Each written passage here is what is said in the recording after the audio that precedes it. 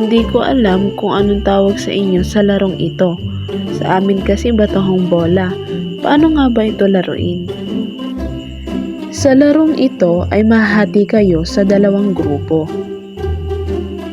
At pipili kung sino ang magiging taya. At ang taya, sila ay babato ng bola. Babatuhin kayo at kailangan yung ilagan.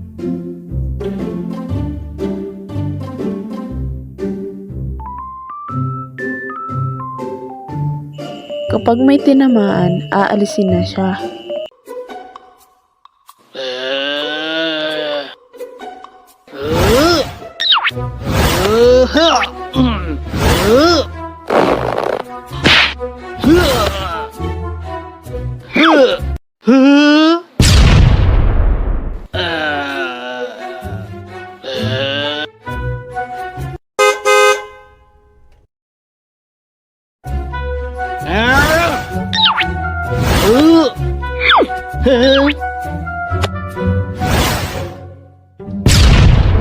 Kapag ikaw na lang ang natira sa grupo nyo, kailangan na huwag kang matamaan.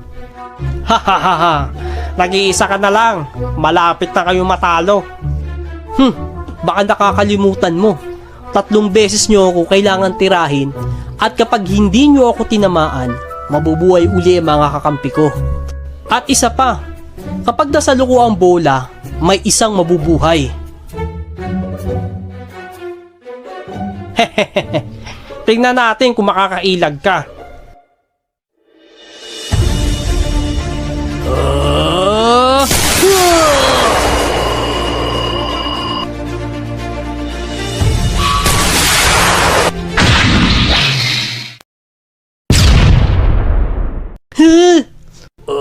Sino ang bumato nun?